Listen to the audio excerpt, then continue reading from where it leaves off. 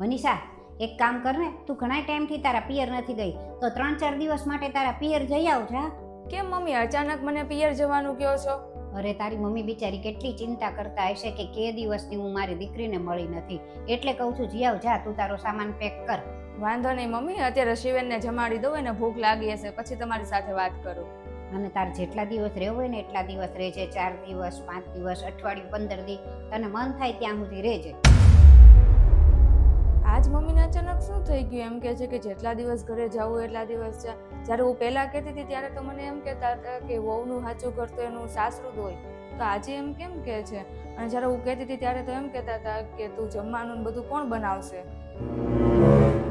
અને જ્યારે મારા બા ગુજરી ગયા હતા ત્યારે મેં 2 દિવસ રસોઈવાળા બેન રાખ્યા હતા, ત્યારે તો મને કેટલું સંભળાયું હતું કે હું બીજાના હાથનું શું કામ ને ખાઉં ને એને કાઢી મૂકતા તો હું વહી જાઉં છું વૃદ્ધાશ્રમમાં ને. અને આજે અચાનક કેમ આવું કરે છે?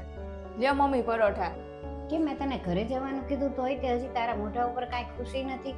પણ મમ્મી આમ અચાનક કેમ? હજી તો શિવેનને સ્કૂલમાં વેકેશન નથી પડ્યું. અરે પણ શિવેન તો હજી નાનો છે, એ થોડો 10મા 12મામાં છે, તો એને વેકેશનની રાહ જોવાની.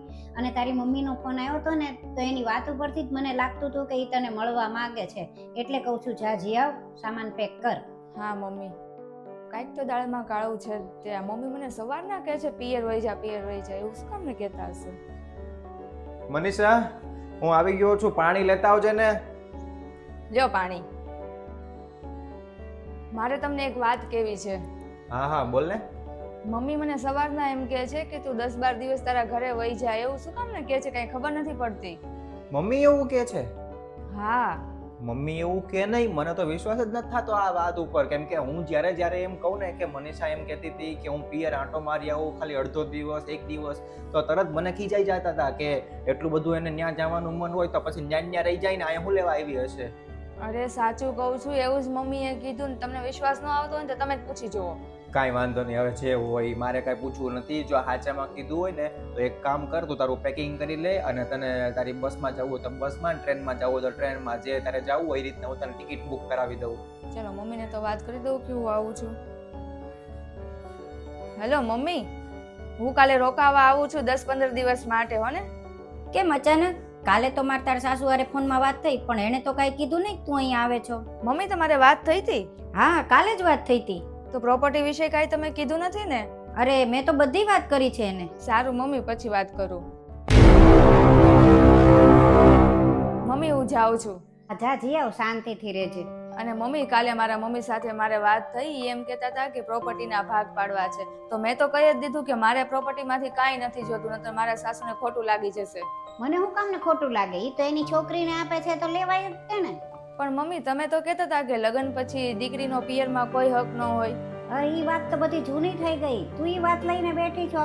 હવે તો દીકરો દીકરી બધા એ ખરખા થઈ ગયા છે, અને તારી મમ્મી તને કાંઈક આપે છે તો લેવાય, એમાં શું ખોટું? હા મમ્મી. અને આપે તો લઈ લેજે, ના ન પાડતી તારોય હક છે. હા મમ્મી, જાઉં છું હવે. સારું થયું, આને સમજાણું તો ખરું. બેહી જા. એક વાત તો મને ક્લિયર થઈ ગઈ કે મમ્મી પ્રોપર્ટી માટે મને ત્યાં મોકલે છે. તું ચિંતા કરમાં, મમ્મી ભલે મોકલે પણ આપણે કાંઈ નથી જોતું પ્રોપર્ટીમાંથી. તું તારા ભાઈને તારા મમ્મીને કહી દેજે કે મારે કોઈ વસ્તુ નથી જોતી, બધી તમે જ રાખજો. હા.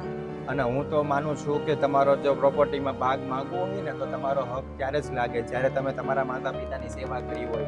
માતા પિતાની સેવા ખાલી તારા ભાઈએ અને ભાભીએ જ કરી છે, એટલે હંમેશા એનું જ રહેશે બધું. શાંતિથી તું રહી આવ, 5 દિવસ, અઠવાડિયું, 10 દિવસ, અને પછી આવજો. તો પણ પછી મમ્મીને શું કહેશું?